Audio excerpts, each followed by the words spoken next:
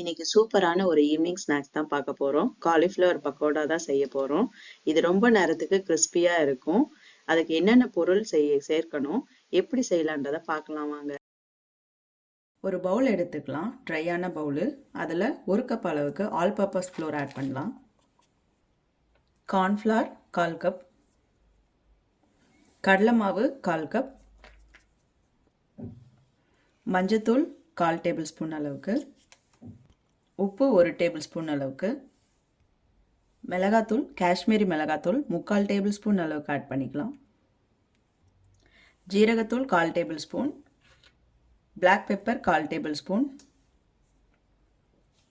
அஜ்வைன் கொஞ்சமாக ஆட் பண்ணிக்கலாம் வாசனைக்காக. இது ஓமம் தான், வேறு எதுவும் இல்லை.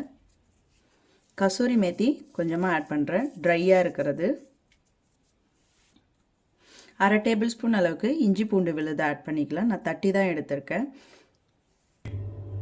தயிர், கட்டியான தயிர் 1 டேபிள் ஸ்பூன் அளவுக்கு எடுத்துக்கலாம். இப்போ கொஞ்சமாக தண்ணி ஆட் பண்ணிக்கலாம். ஆட் பண்ணி நல்லாவே கலந்து விட்டுக்கலாம். இந்த அளவுக்கு நல்லாவே கரைச்சி வச்சாச்சு. நீங்கள் இன்னும் கூட தண்ணியாக வேணும்னாலும் கரைச்சிக்கலாம், இல்லை திக்காக உங்களுக்கு எப்படி பிடிக்குதோ அந்த மாதிரி கரைச்சி எடுத்துக்கலாம். இதுக்கு எந்த பதமும் தேவையில்லை. நான் இப்போ ஒரு ஃபுல்லான காலிஃப்ளவர் எடுத்து இந்த மாதிரி இந்த சைஸில் கட் பண்ணி ஹாட் வாட்டரில் போட்டு எடுத்து ஃபில்டர் பண்ணி வச்சிட்டேன். இதை இது கூட மிக்ஸ் பண்ணிக்கலாம். இப்போ கையிலேயே நல்லாவே ஃபுல்லாக கலந்து கொடுத்துக்கலாம்.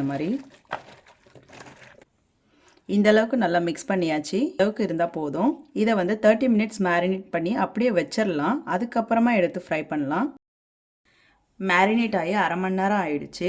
இது நல்லாவே கவர் ஆகிருக்கு, எல்லாமே கோட்டிங் நல்லா வந்திருக்கு. இப்போ இன்னொரு வெசலில் நம்ம கொஞ்சமாக பிரெட் க்ரம்ஸ் ரெடி பண்ணியிருக்கேன். இது வேறு ஒன்றும் கிடையாது, ப்ரெட்டை நல்லாவே பிச்சு போட்டு மிக்சியில் நல்லா கிரைண்ட் பண்ணி எடுத்திருக்கேன். இந்த அளவுக்கு நல்லா பவுடராக இருந்தால் போதும், எதுவுமே மிக்ஸ் பண்ண தேவையில்லை, அப்படியே அரைச்சி வச்சுட்டா போதும்.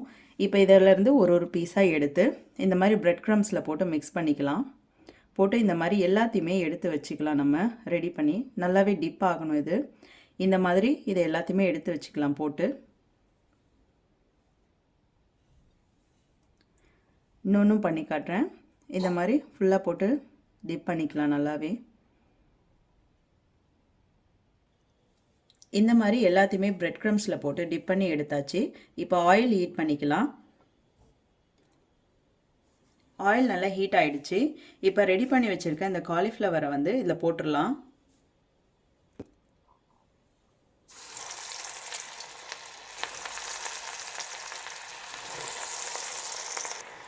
நல்லா திருப்பி விட்டுக்கலாம், நல்லாவே கலர் மாறட்டும். இப்போ நல்லாவே குக் ஆகிடுச்சு பாருங்கள், கலரும் நல்லா மாறிடுச்சு. இப்போ இதை எடுத்துடலாம். எல்லாத்தையுமே எடுத்து வேறு பேனில் மாற்றிக்கலாம். இதே போல் மீதி இருக்க எல்லா காலிஃப்ளவருமே போட்டு பொரித்து எடுத்துக்கலாம். நம்ம எல்லா காலிஃப்ளவரையுமே இந்த மாதிரி பொரித்து எடுத்தாச்சு.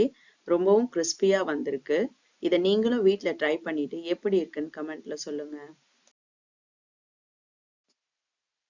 இந்த வீடியோ உங்களுக்கு பிடிச்சிருந்ததுன்னா எங்க சேனலை சப்ஸ்கிரைப் பண்ணுங்க, லைக் பண்ணுங்க, கமெண்ட் பண்ணுங்க, உங்க ஃப்ரெண்ட்ஸுக்கும் ஷேர் பண்ணுங்க.